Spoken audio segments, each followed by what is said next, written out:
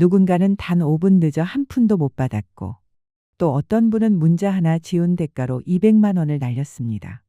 같은 동네에 같은 연배, 같은 조건이었지만 받은 사람은 웃고 놓친 사람은 조용히 눈시울을 붉혔습니다. 그 차이는 단 하나, 정보를 알았느냐, 몰랐느냐였습니다. 그날 어르신의 떨리는 손을 보며 저는 깨달았습니다.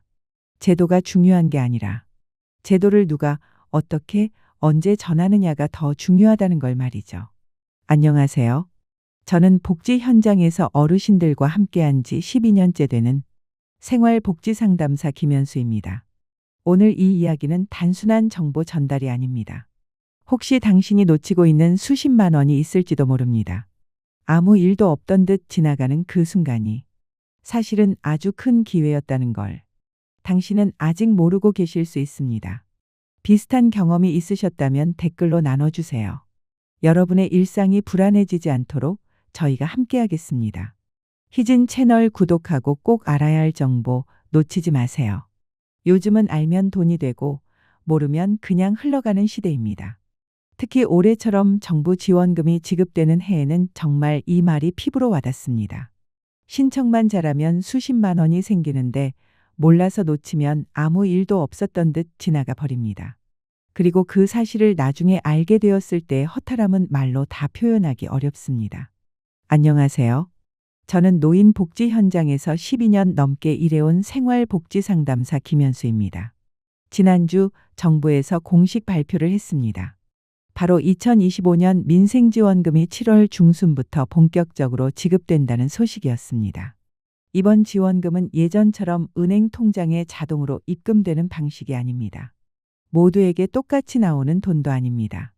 직접 신청해야만 받을 수 있고 기한을 넘기면 단 한 푼도 받을 수 없습니다. 게다가 이번엔 기존보다 범위도 넓고 금액도 큽니다. 기초생활수급자와 차상위계층은 최대 1인당 50만 원, 일반 가구도 최대 25만 원, 특히 농촌에 거주하시는 분들은 추가 지원까지 더해집니다. 그런데도 여전히 이 사실을 모르고 계신 어르신들이 많습니다. 문자로 안내가 와도 이거 사기 아니야? 하고 그냥 지워버리시거나 나는 스마트폰 몰라서 신청 못해? 하시며 포기하시는 경우도 적지 않습니다. 실제로 제가 복지 상담 중에 뵌 분 중엔 이런 사례도 있었습니다. 작년 여름 경기도 남양주에 혼자 사시는 74세 정 어르신께서 옆집은 지원금 받았다는데 나는 왜 아무 소식도 없었는지 모르겠다 며 속상한 마음으로 저를 찾아오셨습니다. 확인해 보니 그분께도 정부 안내 문자가 분명히 발송되었지만 스팸인 줄 알고 삭제하셨고 아무도 그 사실을 알려주지 않았던 겁니다. 기한은 이미 한참 지나 있었고 소급 신청도 안 되는 상황이었습니다. 어르신은 그때 알았더라면 쌀이라도 몇 포대는 사는 건데 하시며 고개를 숙이시던 모습이 아직도 기억에 남습니다. 평생을 자식 키우며 허리띠 졸라매고 살아오신 분인데 정보 하나 몰랐다는 이유로 수십만 원을 날려버리신 겁니다. 이건 단순한 행정 절차가 아니라 정보를 아는 사람과 모르는 사람 사이의 기회 격차입니다. 지원금이 있는 제도는 모두를 위해 만들어졌지만 실제로는 더 어려운 분들이 더 놓치는 게 현실입니다. 그 어르신은 동네 행정복지센터에 직접 방문하지 않으셨기 때문에 아무런 안내도 받지 못했고 결국 신청 기한이 지나버리고 말았습니다. 집에 혼자 계셨던 터라 누가 챙겨주는 사람도 없고 휴대폰 문자도 거의 확인하지 않으시는 분이셨습니다. 조금만 일찍 알았더라면 쌀이라도 몇 포대는 샀을 텐데 하시며 허탈하게 웃으시던 모습 지금도 눈에 선합니다. 말은 웃음이었지만 그 눈빛에는 아쉬움과 자책이 섞여 있었습니다. 복지제도가 분명히 존재하는데도 정보가 늦었다는 이유로 혹은 안내 한 번 못 받았다는 이유로 그 기회를 놓치는 분들이 있다는 사실이 제 입장에서도 늘 마음에 걸립니다. 정부가 아무리 좋은 정책을 내놔도 막상 현장에서 체감하지 못하는 분들이 계시다면 그건 제대로 전달되지 않은 것과 다름없다고 생각합니다. 그래서 오늘은 다시는 그런 안타까운 일이 반복되지 않도록 2025년 민생지원금에 대해 하나하나 쉽게 설명드리려 합니다. 이번 안내는 공식 발표 기준을 바탕으로 작성되었고 어르신들 눈높이에 맞춰 어려운 용어는 최대한 풀어 설명드리겠습니다. 실제로 지원 자격이 충분히 있으신 분임에도 수십만 원을 그냥 날리시는 일이 지금 이 순간에도 여기저기서 일어나고 있습니다. 나는 연금도 받는데 해당이 안 될 거야. 우리 집은 아들 명의로 돼 있어서 나는 제외야. 이런 생각으로 아예 알아보지도 않으시는 분들이 정말 많습니다. 하지만 막상 확인해 보면 연금을 받으셔도 해당될 수 있고 주소지가 본인 명의가 아니더라도 소득 기준에 따라 충분히 지원 대상이 되시는 경우가 많습니다. 그래서 나는 해당 안 될 거야라고 넘기시기 전에 꼭 한 번은 확인해 보시길 부탁드립니다. 지금 이 순간만큼은 잠시 멈추시고 끝까지 함께 읽어주세요. 단 몇 분의 확인으로 몇십만 원을 받을 수 있다면 그건 시간을 들일 만한 가치가 충분하지 않을까요? 이제는 정보가 곧 현금입니다. 2025년은 특히 그렇습니다. 누가 더 많이 안다고 해서 부자가 되는 시대가 아니라 누가 조금만 더 관심을 갖고 움직이느냐에 따라 혜택의 크기가 달라지는 시대입니다. 그럼 지금부터 2025년 민생지원금 하나하나 짚어보겠습니다. 이번 민생지원금은 크게 두 번에 나눠서 지급됩니다. 1차 기본 지급과 2차 추가 지급으로 구성되며 신청자의 소득 수준과 거주 지역에 따라 받는 금액이 달라집니다. 먼저 1차 지급부터 설명드리겠습니다. 1차 지급은 빠르면 7월 중순부터 시작됩니다. 이번에는 소득 구간에 상관없이 전 국민 모두가 1인당 기본 15만 원씩 지급받습니다. 하지만 여기서 끝나는 것이 아닙니다. 기초생활수급자, 차상위계층 그리고 한부모 가정처럼 형편이 어려운 상황에 계신 분들께는 기본 지급 외에 추가 금액이 더해집니다. 결국 1차 지급을 정리하면 다음과 같습니다. 일반 국민은 15만 원을 받습니다. 차상위 계층은 15만 원에 15만 원이 더해져 총 30만 원을 받습니다. 기초생활수급자는 기본 15만 원에 추가로 25만 원이 더해져 총 40만 원을 받게 됩니다. 이런 구조는 단순해 보이지만 본인의 상황을 정확히 알아야만 받을 수 있습니다. 그러니 지금부터 제가 하나하나 천천히 풀어서 알려드릴 테니 어렵게 느끼지 마시고 끝까지 함께 해주세요. 다음은 2차 추가 지급에 대한 이야기입니다. 2차 지급은 8월 이후에 진행되며 소득 하위 90% 국민만 받을 수 있습니다. 다시 말해 소득 상위 10%에 해당하는 분들은 이번 2차 지급 대상에서 제외되며 1차 지급인 15만 원만 받게 됩니다. 이렇게 되면 실제로 받게 되는 최종 금액은 차이가 생깁니다. 일반 국민은 1차에서 15만 원, 2차에서 10만 원을 추가로 받아 총 25만 원을 받게 됩니다. 차상위 계층은 1차에서 30만 원, 2차에서 10만 원이 더해져 총 40만 원을 받습니다. 기초생활수급자는 1차 40만 원에 2차 10만 원을 더해 총 50만 원을 받게 됩니다. 그리고 앞서 말씀드린 것처럼 소득 상위 10%는 1차 지급만 가능하므로 최종 수령 금액은 15만 원에 그칩니다. 그런데 여기서 한 가지 더 중요한 부분이 있습니다. 이번 민생지원금에서는 단순한 소득 기준만 적용되는 것이 아니라 거주 지역도 중요한 기준이 됩니다. 특히 농촌이나 인구 소멸 우려 지역에 거주하시는 분들께는 추가로 1인당 2만 원이 더 지급됩니다. 이 지역은 정부가 지정한 84개 시군구이며 약 400만 명 정도가 해당됩니다.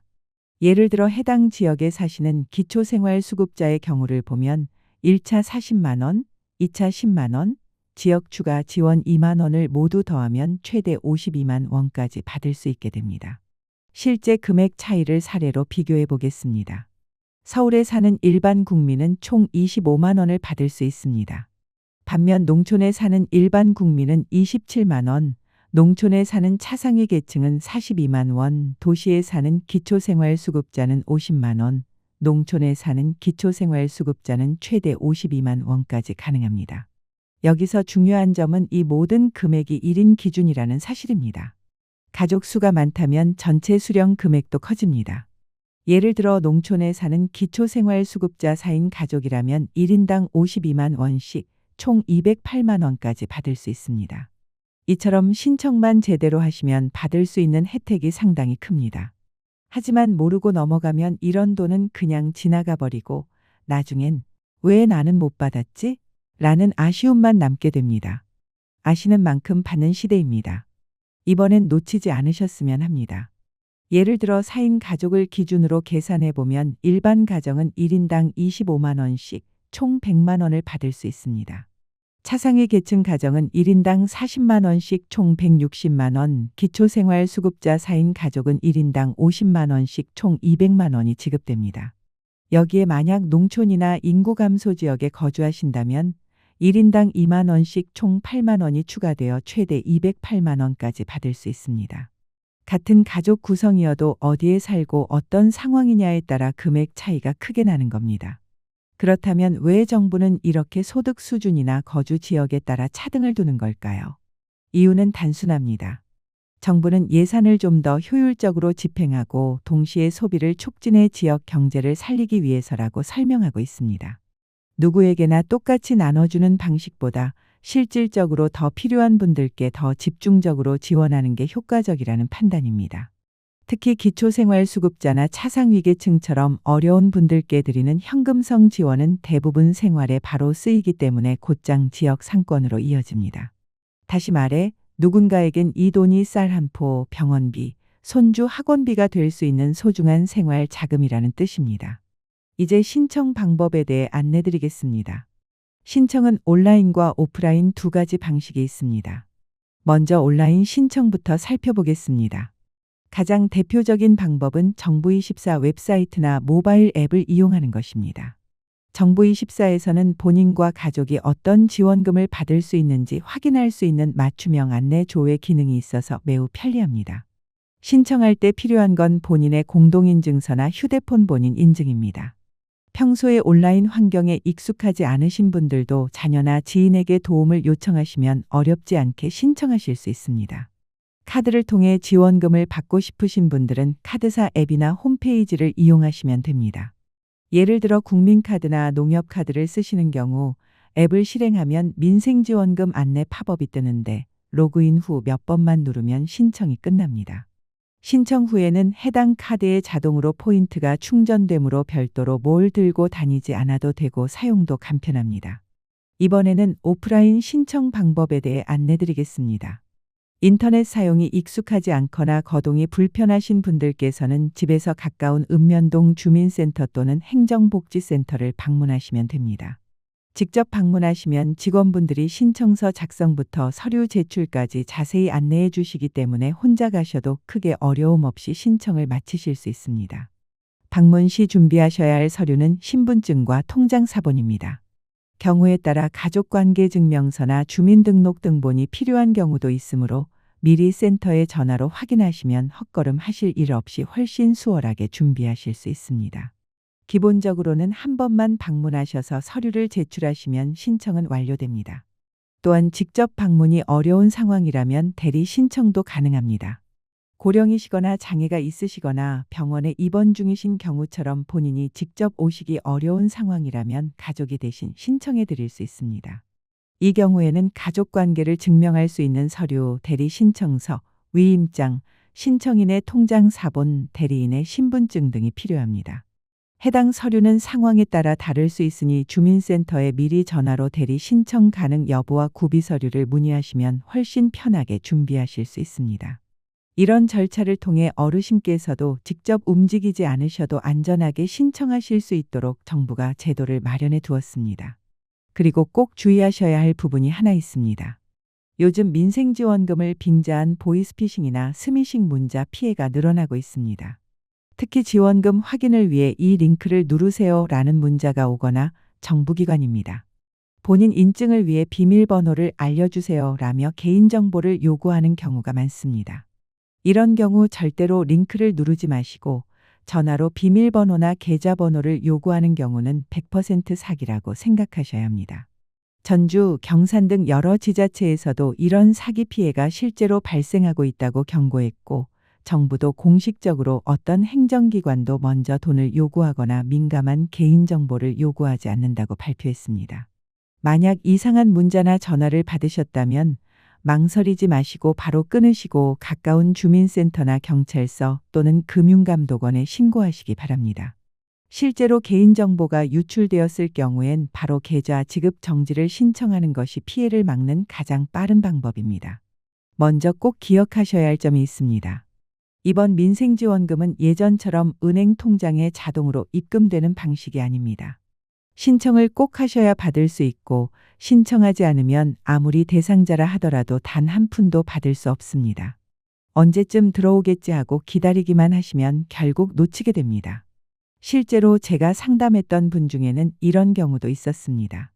68세 남성 어르신이셨는데 작년에 긴급지원금이 있다는 얘기를 들으시고 이제 곧 들어오겠지 하고 기다리기만 하셨습니다. 결국 신청 기간이 끝난 뒤에 주민센터로 오셔서 나는 왜 아직 안 들어왔나 하셨는데 그때는 이미 기한이 지나서 방법이 없었습니다. 참 안타까운 경우였지요. 신청은 온라인과 오프라인 두 가지 방법이 있습니다. 온라인은 정부24 웹사이트나 카드사 앱에서 신청할 수 있습니다. 컴퓨터나 스마트폰을 잘 다루시는 분들이라면 혼자서도 충분히 신청하실 수 있고 요즘은 자녀나 손주가 대신 도와드리는 경우도 많습니다. 반면 오프라인은 주민센터를 방문해서 신청하는 방법입니다. 인터넷이 어렵거나 직접 보는 게 편하신 분들께 추천드립니다.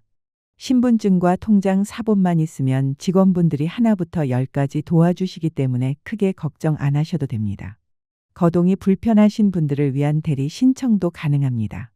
병원에 입원 중이시거나 혼자 움직이시기 힘든 경우에는 가족이 대신 신청할 수 있습니다. 미리 서류를 준비해 두시면 훨씬 수월합니다. 실제로 요양병원에 계시던 한 어르신은 자녀가 주민센터에 서류를 제출해 드려서 무사히 지원금을 받으셨습니다. 이런 식으로 가능하니 혼자서 감당하려 하지 마시고 꼭 도움을 요청하세요. 또 하나 꼭 조심하셔야 할 것이 있습니다. 요즘 지원금 신청하라는 문자나 전화로 개인정보를 요구하는 사례가 많습니다. 링크를 눌러서 확인하세요. 계좌번호 알려주세요. 하는 말은 100% 사기입니다. 절대 응하지 마시고 그런 문자가 오면 바로 삭제하시거나 신고하셔야 합니다. 주민센터나 경찰, 금융감독원에 바로 문의하시면 됩니다. 이제 지급 방식에 대해서 알려드리겠습니다. 이번 민생지원금은 소비 쿠폰 형태로 지급됩니다. 다시 말해 세 가지 중 한 가지 방식으로 선택해서 받으시는 겁니다. 첫 번째는 지역사랑 상품권입니다. 종이형이나 모바일형 중 선택할 수 있고 전통시장이나 동네 슈퍼, 식당, 약국, 미용실, 안경점 등에서 현금처럼 사용할 수 있습니다. 이름은 지역마다 조금씩 다르지만 사용처는 거의 비슷합니다. 스마트폰이 어려우신 분들은 종이형으로 받으시는 게 훨씬 편리합니다. 두 번째는 선불카드입니다. 카드를 발급받으면 금액이 미리 충전되어 나오고 일반 카드처럼 사용하시면 됩니다. 사용하면 바로 지원금에서 차감되기 때문에 관리도 간편합니다. 어떤 분은 평소엔 카드 한 번도 안 쓰셨는데 이 선불카드로 처음 결제해 보시고 이거 참 편하네 하고 좋아하셨습니다. 세 번째는 신용카드나 체크카드 포인트 방식입니다. 이미 사용 중인 카드에 정부가 포인트를 충전해주는 형태입니다. 결제하실 때 포인트가 먼저 차감되고 부족한 금액은 본인 계좌에서 나가게 됩니다. 카드사 앱이나 홈페이지에서 신청하시면 되고 따로 새 카드를 만들 필요는 없습니다. 이 방식은 평소에 카드를 잘 활용하시는 분들께 추천드립니다. 세 가지 방식은 금액 차이가 없고 사용처도 거의 비슷합니다. 중요한 건 내 생활 방식에 맞는 걸 고르는 것입니다. 시장이나 전통 가게를 자주 이용하신다면 지역 상품권이 좋고 스마트폰이나 카드 사용이 익숙하신 분들은 선불카드나 카드 포인트 방식이 훨씬 간편합니다. 동네 시장이나 단골 가게를 자주 이용하시는 어르신께는 지역사랑 상품권이 가장 실용적입니다. 직접 손에 쥐고 쓰실 수 있는 종이형 상품권도 선택 가능하고 동네 상점에서는 대부분 사용할 수 있어 편리합니다. 카드를 자주 사용하시고 문자 알림에도 익숙하신 분들은 선불카드가 더 간편하게 느껴지실 겁니다. 충전된 금액을 일반 카드처럼 결제하시면 되고 따로 등록할 필요도 없어 복잡하지 않습니다. 평소에 인터넷이나 모바일 앱을 활용하시고 이미 쓰고 있는 카드가 있다면 카드 포인트 방식도 좋은 선택입니다. 포인트가 먼저 차감되고 나머지는 계좌에서 빠져나가니 계산도 단순하고 편리합니다.